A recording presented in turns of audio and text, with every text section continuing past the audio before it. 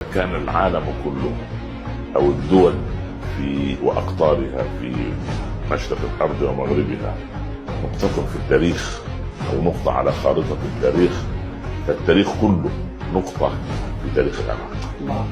فالتاريخ كله نقطة في تاريخ العراق، ليس بجبل قصير. لا عراق، يعني اذا قلنا بالانجليزية فهو عراق. العراق دولة الحضارات القديمة الأولى في العالم، مهد الحضارات بآثارها القديمة والحديثة.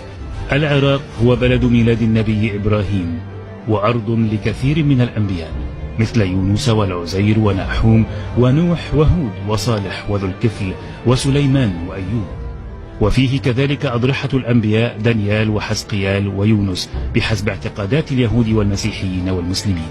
ضريح الإمام علي بن أبي طالب في النجف، وضريح الإمام الحسين وأخيه العباس في كربلاء، وضريح الشهداء داخل الحرم الحسيني وهم الذين استشهدوا مع الإمام الحسين.